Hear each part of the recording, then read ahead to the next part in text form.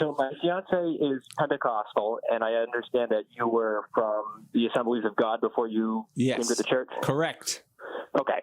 So whenever I try to have a discussion with her, it seems I could throw all of the church history, all of the, I guess, the evidence for the Catholic Church, and the conversation just immediately shuts down. Where it's just right. She doesn't feel God at the Catholic Church. Right. Whenever we go to mass together. Sure. And I'm just kind of wondering if you have any guidance or any, I guess, experience with that particular objection, if you can call it that. Absolutely. But let me just say this at the outset. She goes to mass with you?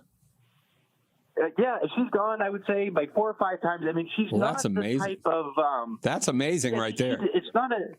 Yeah, she doesn't really come at with any strong we could have a discussion about real presence, things, the saints, but I mean, she's very, I would say, supportive of my faith, and she really has no objections, I guess, to me being Catholic. It's the real hiccup is she just doesn't feel God there. Yeah.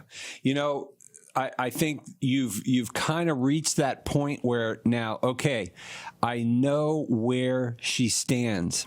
And so, I always say to folks, Christian, you have to find out where the person itches, and they're the only one that can tell you, and then you scratch it. It seems like you may have gotten there, because with some, I know, Christian, from my family, with my brother Terry, and my brother Ted, it was doctrine, man. We hit doctrine after doctrine, and we would argue and argue and argue, and they're both Catholic now. My mom knows much more like your fiance. That is fiance, am I right? Correct. Yeah, she was much more. So I will tell you how I approached my mom.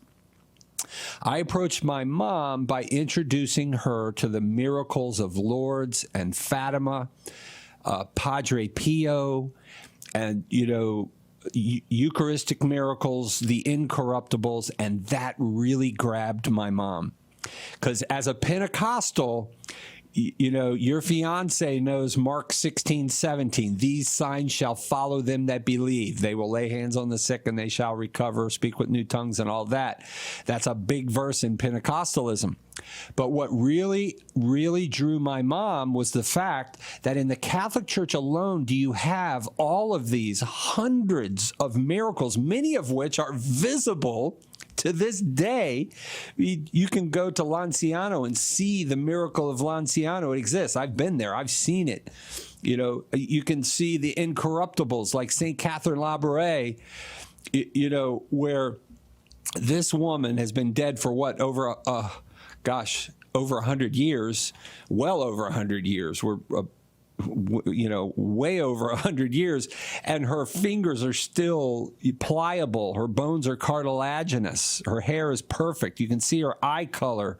If you cut her, she will bleed. There's no human explanation for this, and her body is there. St. Bernadette in Lourdes as well, or her body's in Nevers, but those sorts of things. And the Eucharistic miracles of Lanciano. Lanciano is 1,319 years old, to be exact.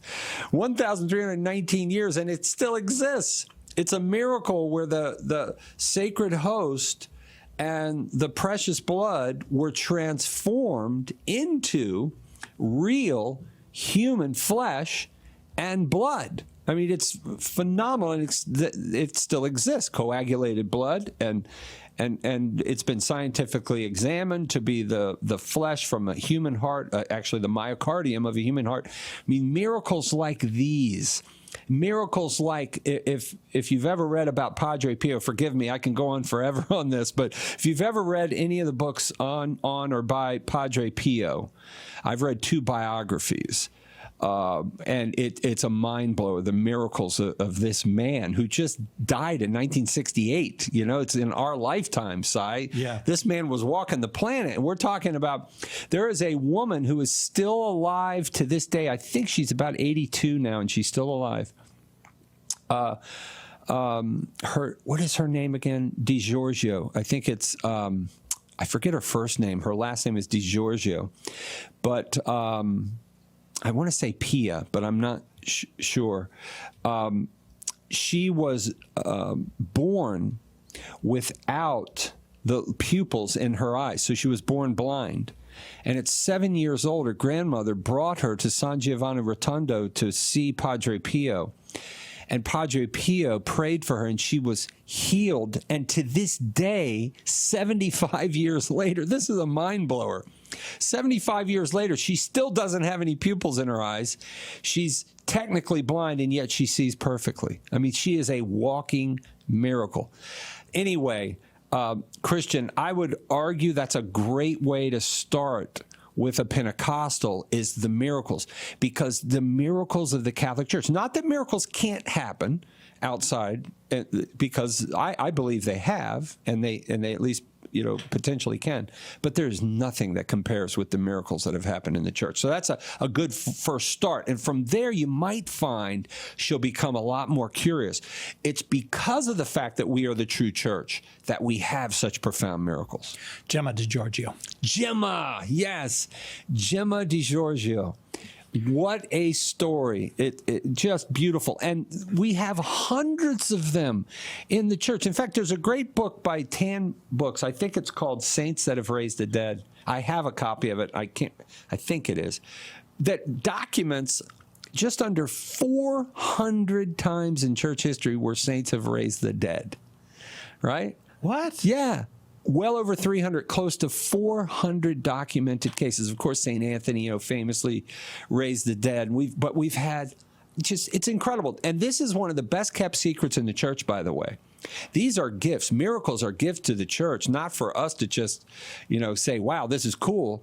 They're for unbelievers. That's why God does it. Yeah. And Catholics don't tell anybody about it. It drives me crazy. So I think you had cut out, or I couldn't quite hear. Did you have a book that you could recommend that at least was like a compilation of these things? Oh, sure. I would recommend, for example, Joanne Carroll Cruz wrote 2 books, one called Eucharistic Miracles and one called The Incorruptibles. Excellent, that recounts just scores of Eucharistic miracles and incorruptibles. Gosh, there's another book I have at home on miracles. Jimmy Aiken gave it to me, and now I can't think of the name. But I'll tell you what I could do. If you leave your email address with our call screener, I can send it to you. I'll send you that title. It's sitting right in my office at my house, but I can't think of the name right now. But it's a good place to start. Eventually, though, you're going to need good apologetics because eventually it's going to lead her to ask the questions, okay, but what about this? What about that? What about that? Yeah. But it's a good way to get her to, take that first step. Thanks, Christian. Thank you very much. We go now to